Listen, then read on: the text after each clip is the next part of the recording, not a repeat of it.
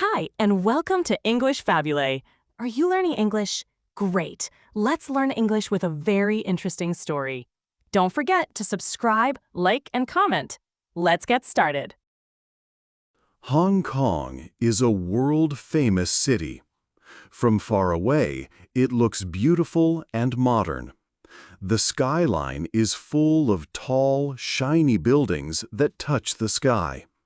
At night, these buildings light up the city and the water. It looks like a city from a postcard. Hong Kong is a global center for finance. It is one of the richest places on Earth. Many people think of Hong Kong as a city of success and money. But this is only one part of the story. If you look more closely, you will see a different Hong Kong. In the shadows of the big, expensive buildings, many people are very poor. For example, you can see old women on the streets every day. They are sometimes called cardboard grandmas. They walk for many hours to find and collect old paper and cardboard. They sell it for a very small amount of money, maybe only a few dollars for a whole day of work. This is not enough to live a comfortable life in such an expensive city. The problem is also visible in where people live. More than 200,000 people do not have a good place to call home. They live in tiny, unsafe spaces. Some live in cage homes. These are small metal beds with a cage around them, stacked on top of each other. Others live in subdivided flats. These are normal apartments that are divided into many small, windowless rooms. Sometimes a whole family must live in a space that is smaller than a car parking spot. This is the other side of Hong Kong. It is a city of amazing wealth, but it is also a city of deep poverty. It is a modern place with very old problems. This story looks at these two very different sides of Hong Kong. 2. The camera sees. A long time ago, cameras were very different from today. They were big, heavy, and very expensive. Because of this, only rich people could buy and use them. They used cameras to take nice portraits of their families. They also took photos of their beautiful houses and expensive things. These pictures showed a comfortable and happy life. For many years, photography was a luxury for the rich. It was a way to show their high status in society. But then technology changed. Cameras became smaller, and it became possible to take photos in dark places using a flash. This was a big change. Photographers could now leave their studios and explore the city. They started to use their cameras to tell a different kind of story. A photographer named Jacob Riis did this in New York City in the late 1800s. He was a journalist who wanted to show the difficult lives of poor people. He went into dark, crowded homes and took pictures. His photos were very powerful.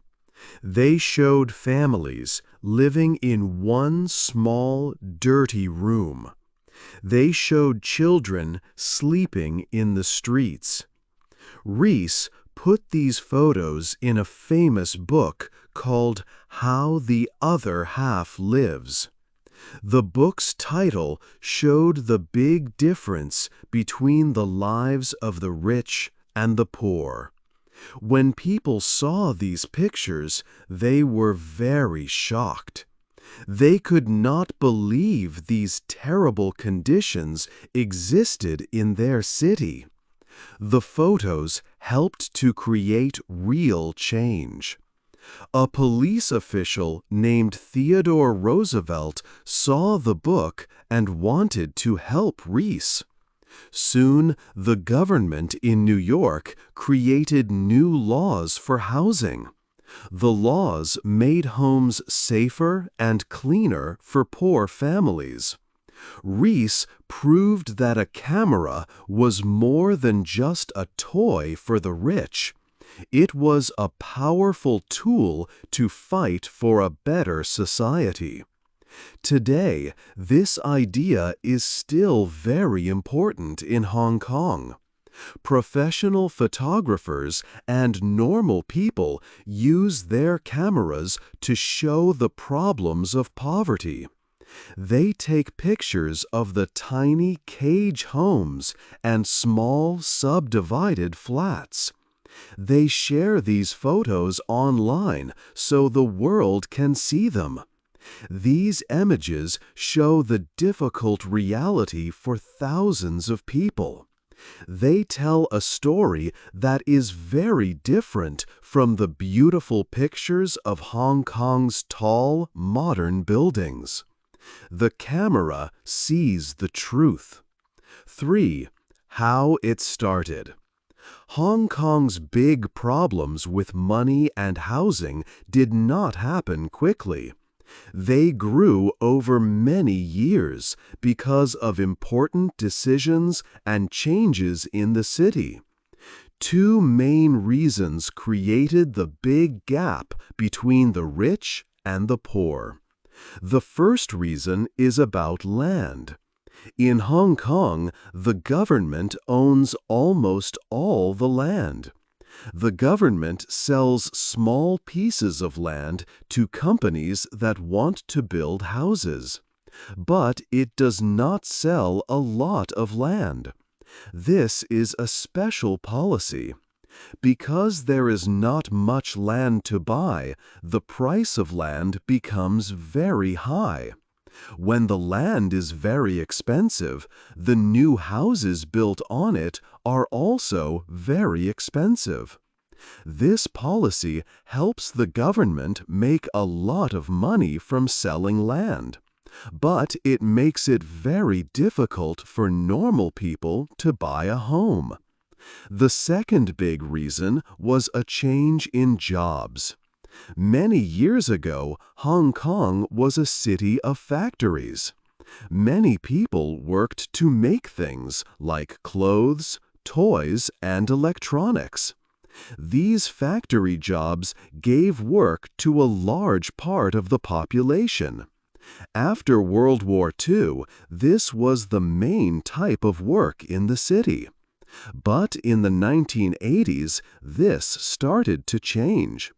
Factories began to move from Hong Kong to mainland China, where costs were lower. Slowly, the factory jobs in Hong Kong disappeared. The city's economy needed to change. Hong Kong became a world center for finance and business services. New jobs in banks and big companies were created. These jobs paid very high salaries, but they were for people with special education and skills. Many of the old factory workers could not get these new jobs. They had to find other work. They started to work in shops, restaurants, or as cleaners and security guards. These service jobs paid much less money than the new finance jobs. So, a small group of people became very rich. At the same time, a large group of workers earned low pay and could not improve their lives. The distance between the rich and the poor grew much bigger.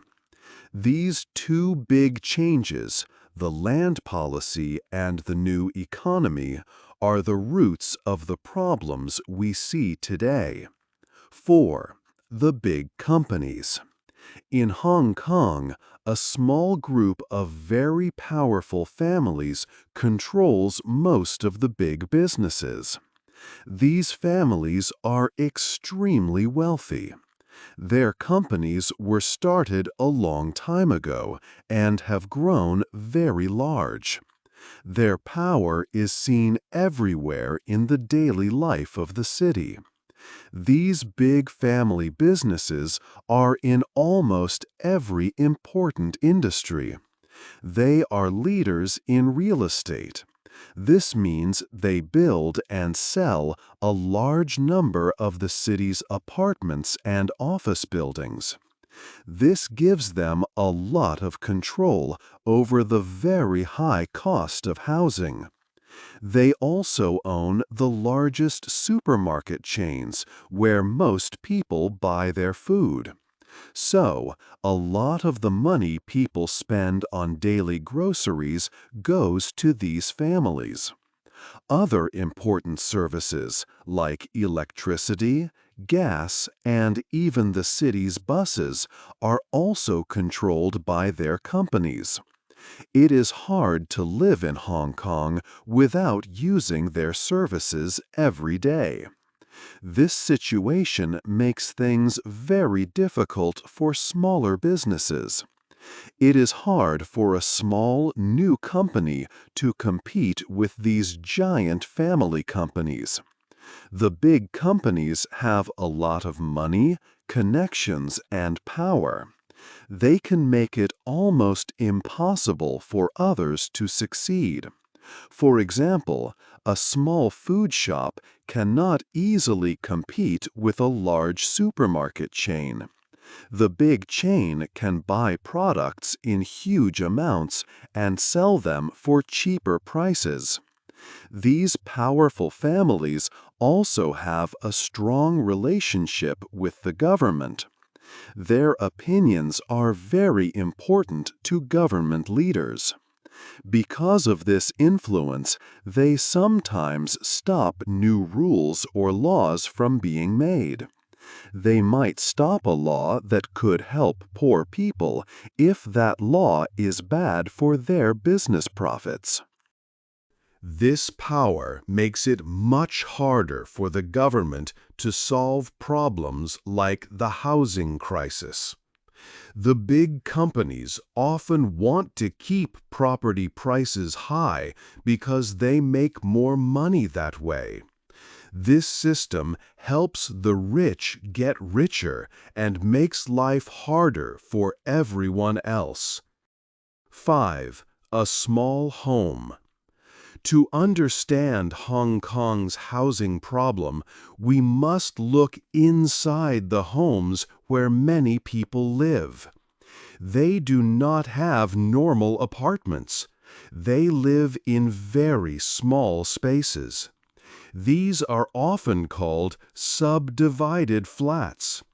A landlord takes one apartment and uses thin walls to divide it into many tiny rooms. Other people live in even smaller spaces called coffin cubicles or cage homes. These are just beds inside metal cages stacked like shelves. People who live here have no privacy at all. Life in a subdivided flat is very difficult. Imagine a room that is only 60 square feet. It is smaller than a standard parking space. This is a person's entire home. Inside, there is a bunk bed for sleeping and for storing clothes. There is a small folding table for eating. To cook, there is just one electric hot plate. The bathroom is tiny, with a shower head right over the toilet. The rent is very expensive. It can cost over 4,000 Hong Kong dollars a month. For a cleaner who earns 8,000 Hong Kong dollars, this is more than half of their money. The daily struggles are constant. It is hard to keep these spaces clean. There are often cockroaches and rats that come from other units. The landlord does not help with this problem. In the summer, the rooms are very hot, like an oven. There is no fresh air. Privacy is impossible. The thin walls mean you can hear everything your neighbors do. You can hear them talk, watch TV, and cough. For families with children, the problems are even bigger. A family with 2 children might live in a room that is only 120 square feet. The parents sleep on a bunk bed, and the children sleep on a mattress they pull out from under it. They have to follow a strict schedule for everything: when to shower, when to eat, and when to do homework. The children have no space to run or play. They must do their homework on a small folding table while the rest of the family is in the same room. This is very bad for their health and education. When it rains, they cannot go to the park, so they are trapped in the tiny space. This way of living causes great stress. The constant worry about rent and the lack of personal space is a heavy burden. Many residents feel sad, worried, and hopeless. They cannot sleep well at night. These terrible living conditions create serious mental health problems for thousands of people in a very wealthy city. 6. Poor and old. In Hong Kong, many old people are very poor. This is a big surprise in a city famous for its money and tall buildings. In fact, about 1 out of every 3 seniors lives in poverty. They do not have enough money for their basic needs like food and a safe home. Because of this, many must work to survive, even when they are over 70 years old. They cannot rest like old people in other rich places. On the busy streets, you can often see these old workers. People call them cardboard grandmas and cardboard grandpas. Most are women. They wake up very early in the morning and walk around the city. They look for old cardboard boxes, paper, and drink cans from shops and rubbish bins. They collect these things and put them on a small cart. Pushing the heavy cart all day is very hard work. At the end of a long day, they take the materials to a recycling center. For 12 or more hours of work, they only earn a small amount of money. Sometimes it is only $4 or $5 US. These old people must work because they have no other choice. The money they get from the government is not enough to live on. Rent for even a tiny room is very expensive in Hong Kong. Without the small income from collecting cardboard, they cannot pay for their home or their meals. For some, working is also a way to stay active and feel useful. One woman explained that if she stays home all day, she will get ill. Her daily work gives her a reason to go out. But their life is full of challenges. The work is very difficult for old bodies. Many have pain in their backs or legs from pushing heavy carts. They also have a big problem with city rules. Sometimes government workers come and take all their collected cardboard away. The officials say the carts and boxes are blocking the street. When this happens, the old person loses a full day's earnings. They worked for many hours for nothing. It is a very sad and unfair situation.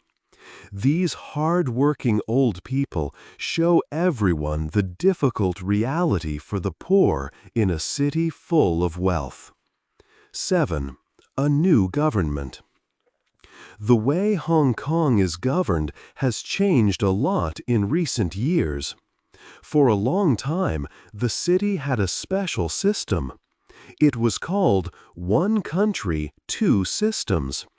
This meant that Hong Kong was part of China, but it could have its own different laws and freedoms.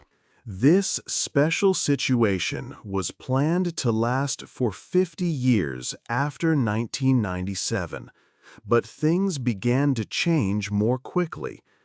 In the year 2020, the government in Beijing introduced a new law in Hong Kong. This was the National Security Law. It is a very serious law. It made it illegal to do or say things that are seen as being against the government. After this law started, big public protests stopped. Many people became more careful about expressing their opinions. This was a very big political change for the city. The new law also affected the groups that work to help poor people. Before, these groups were very active. They spoke to the government and the media about the problems of poverty and bad housing. They were an important voice for people in need. But under the new law, it became more difficult for them to do this work. Some groups closed because they were afraid of breaking the law. This meant that the poor had fewer people to speak up for them. At the same time, leaders in Beijing showed a new interest in solving Hong Kong's problems. They said that the housing crisis was a deep problem that hurt the city. They told the Hong Kong government that it must find a solution. Beijing wants to see the end of tiny homes, like cage homes and subdivided flats. The Hong Kong government listened. It made new, long-term plans to build more homes. There are plans for a huge new city area in the north of Hong Kong. There are also plans to build more public housing. But these are very big and slow projects. They will take decades to finish. So they do not help the thousands of people who need a better home right now. With all these political and social changes, many people chose to leave Hong Kong. Between 2020 and 2022, a large number of residents moved to other countries to live. Many of them were skilled professionals. This big loss of people is another challenge for Hong Kong's future. 8. The future. What is next for Hong Kong? The city has two very different sides. One side is rich, with tall buildings and expensive shops. The other side is poor, with people living in tiny, unsafe homes. The government and leaders in Beijing now say they want to solve this big problem of inequality. But it is a very difficult challenge. The city's future is uncertain, and many people wonder if real change is possible. The government has very big long-term plans. A top official from Beijing said that Hong Kong must find a way to remove all subdivided flats and cage homes by the year 2049. To do this, the Hong Kong government plans to build a lot more public housing. They will build large new areas to live in, like the Northern Metropolis project near mainland China. They also plan to build on new land made in the sea. But these are not quick fixes. These projects will take 20 or 30 years, maybe more. For the families and old people who need a better home today, this future is still very far away. At the same time, the city is changing fast.